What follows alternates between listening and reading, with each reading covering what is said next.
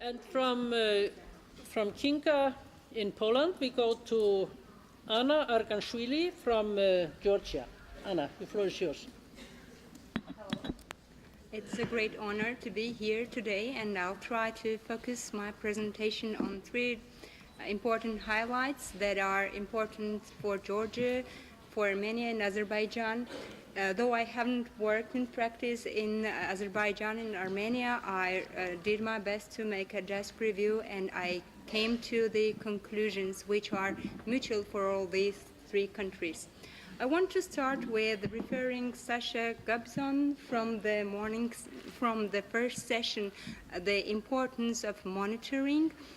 And let's put this word monitoring into context. As you are probably aware, the developing countries has a big instabilities. We have faced changing political powers and elections, and the monitoring is the only tool that gives us NGOs the mechanism for continuity. We think that without monitoring, none of the action plans or reforms can be efficient.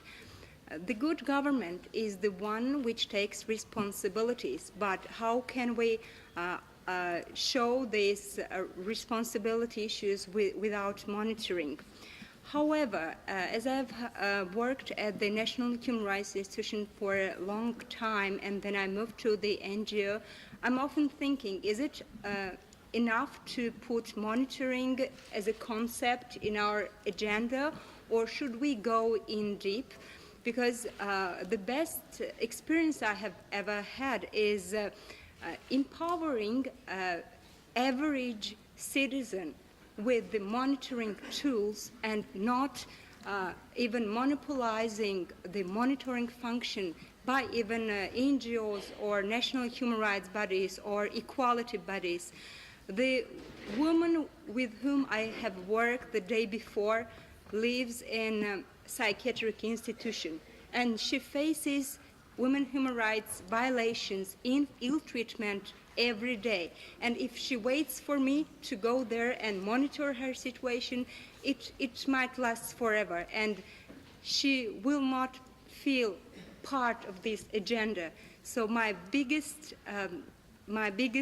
challenge today is to bring from here messages to her, so that for her it is useful, so that she follows and she's part of this big movement. Another important highlight I want to make refers to women's participation into the state reforms and economy. Before I entered the panel, I was asked about that.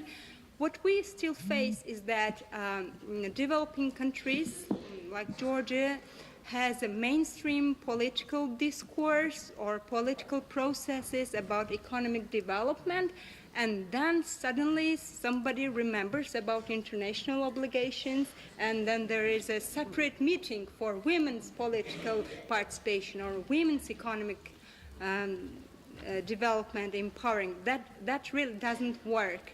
And last time we had this very clear experience of such segregation when Georgian Parliament adopted amendments in the labor code, and we were told that in this first wave of reform, gender equality was not considered. It would be considered in the next wave. So we've been waiting to this next wave since then.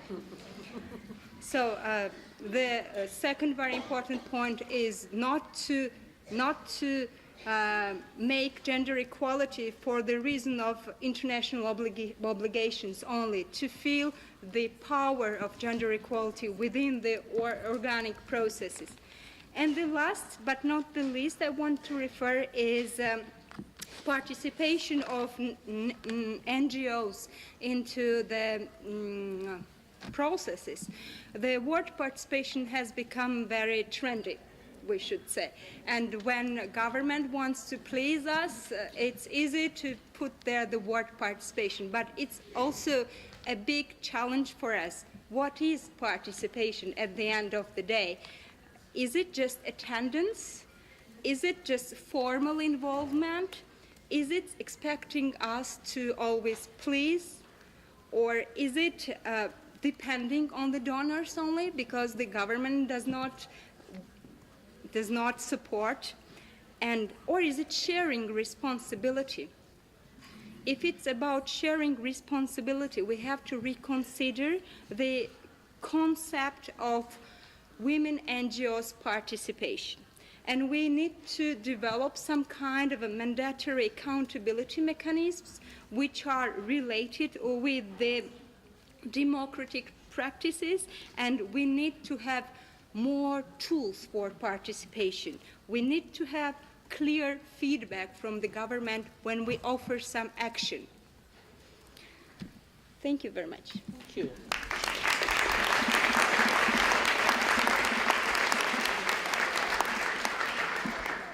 Thank you.